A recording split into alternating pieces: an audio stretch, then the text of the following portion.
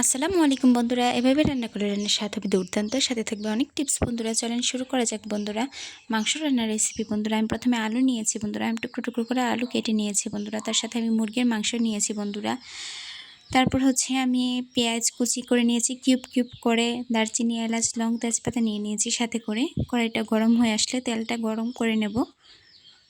তেলটা যখন গরম হয়ে আসবে সেই পর্যায়ে আমরা কেটে রাখা উপকরণগুলো দিয়ে দেব।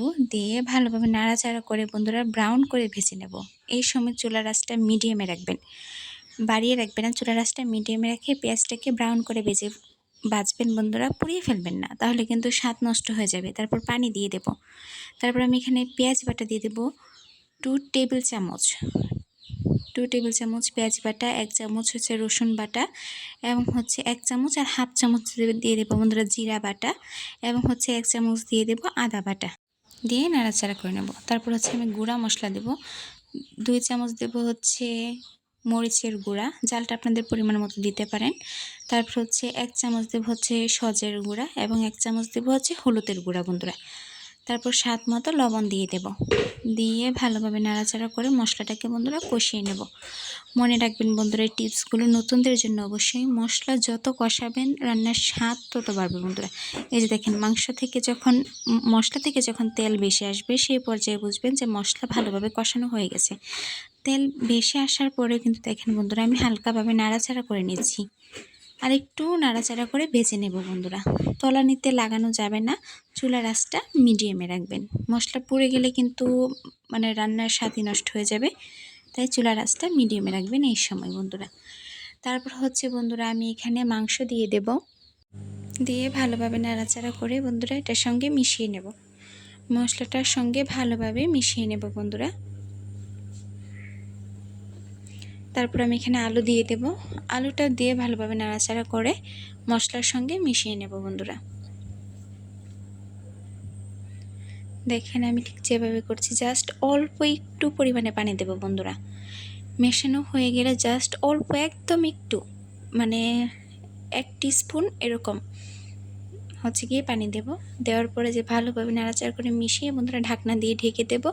চুলার আঁচটা মিডিয়ামে রাখবো বন্ধুরা। এই যে দেখেন কতটুকু পানি উঠেছে, দেখেছেন বন্ধুরা। মাংস থেকেই পানি উঠবে, খুব বেশি পানি দেবেন না, একদম অল্প একটু পানি দেবো যেন প্রথমবার লেগে না যায়। আর চুলার আঁচটা মিডিয়ামে রাখবেন। এরকমভাবে ঢাকনা খুলে 1-2 বার নাড়াচাড়া করে দেবেন। যে পানিটা উঠবে এই পানি থেকে বন্ধুরা মাংসটা প্রথমবারের মতো কষে যাবে। তারপর আমি আবারও ঢাকনা দিয়ে ঢেকে দেবো বন্ধুরা। এই পানিটা একদম শুকিয়ে নেব।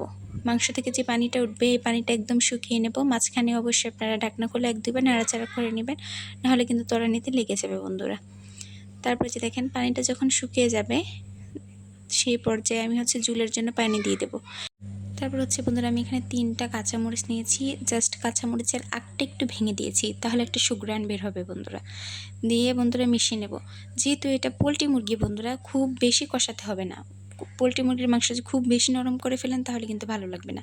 তারপর ঢাকনা দিয়ে ঢেকে দেব বন্ধুরা। এই যে তারপর 5 মিনিটের মতো রেখে দেব বন্ধুরা, 5 থেকে 6 মিনিট। এই যে দেখেন বন্ধুরা এই পর্যায়ে কিন্তু একদম হয়ে গেছে বন্ধুরা।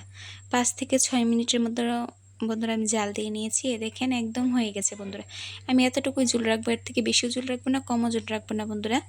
এরকম আরও রেসিপি পেতে অবশ্যই লাইক করবেন, কমেন্ট করবেন, এবং আমার চ্যানেলটাকে সাবস্ক্রাইব করে রাখবেন বন্ধুরা। ভালো থাকবেন, সুস্থ থাকবেন। আল্লাহ হাফেজ। এবং পরবর্তীতে আপনারা কী ভিডিও চাচ্ছেন অবশ্যই কমেন্টে জানাবেন। আল্লাহ হাফেজ।